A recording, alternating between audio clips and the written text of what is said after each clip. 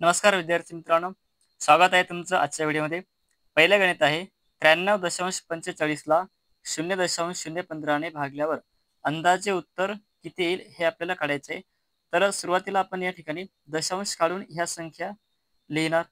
मग दशांश काढल्यास ही संख्या 9345 होणार आणि खाली दशांश काढल्यास ही संख्या होणार 15. मग या 15 ना 9345 ला भाग द्या. मग 6चा भाग जाईल 15 सक 90, 3 आणि 4 34, 15 दोन्ही 30, त्यानंतर 4 लहाने शून्याचा भाग आणि मग 45, 15 त्रिक 45.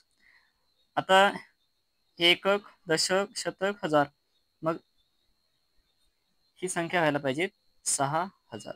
ठीक आहे, कारण ही संख्या 600 पेक्षा मोठी आहे, बाकी संख्या ह्या सगळ्या लहान आहेत. पर्याय क्रमांक डी या प्रश्नाचं बरोबर उत्तर आहे. बघूया पुढील गणित. 3 पेन आणि 5 पेन्सिली यांची किंमत समान आहे, तर 15 पेनांच्या ऐवजी किती पेन्सिली घेता येतील? आता 3 पेन बरोबर 5 पेन्सिल, मग आपल्याला 15 पेनांच्या ऐवजी किती पेन्सिली घेता येईल हे काढायचं. तर 3 पेन होते, 15 झाले. मग हे 3 चे 15 कसे झाले? तर हे 3 ला किती गुणलं? 5 ने गुणलं. मग या 5 ला सुद्धा किती गुणा? 5 ने गुणा. म्हणजे 5 गुणिले 5 बरोबर होईल 25. म्हणजे आपल्याला 15 पेनांच्या ऐवजी किती पेन्सिली घेता येतील? 25. पर्याय क्रमांक बी. बघूया पुढील गणित. कणकवली ते मुंबई 600 किलोमीटर अंतर आहे. एक गाडी कणकवलीहून ताशी 70 किलोमीटर वेगाने व त्याच वेळी दुसरी गाडी ताशी 80 किलोमीटर वेगाने सुटली, तर त्या दोन गाड्या किती वेळानंतर भेटतील? तर या ठिकाणी आपल्याला वेळ काढायचे. मग वेळ म्हणजे अंतर भागीला वेग, तर अंतर आहे या ठिकाणी 600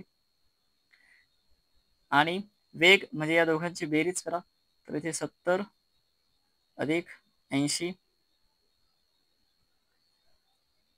इकडे 600, 7 आणि 8 15 म्हणजे 150 आणि 15 आणि 60 ला भाग जातो 4चा, म्हणजे 150 भाग जातो 4चा, 150 चूक 600. एकूण तास लागतील आपल्याला 4 तास. बघूया पुढील गणित. 312 गुणिले 45 बरोबर 140, तर आपल्याला 3.12 गुणिले 0.0045 बरोबर किती हे काढायचे. उत्तर तुम्हाला माहिती आहे, उत्तर हे दिलेलेच आहे. मग आपण गुणाकारामध्ये जेवढे दशांश आहेत तेवढे दशांश, त्या दशांशांची बेरीज करून डावीकडे आपण ते दशांश देतो. तर या ठिकाणी एकूण दशांश बघा, या ठिकाणी आहे 4 आणि इथे आहे 2, म्हणजे 4 आणि 2 6. या ठिकाणी आपल्याला 6 घर डावीकडे सरकावं लागतील. तर हे झालं 1 2 3 4 5 आणि 6वा घर नाही, मग शून्याचं द्या. त्यानंतर इकडे 0, म्हणजे उत्तर यायला पाहिजे 0.01. तर हे नाही, या ठिकाणी 0.01, इकडे 0.0 नाही, हे पण नाही. पर्याय क्रमांक बी बरोबर उत्तर आहे. 5वं गणित.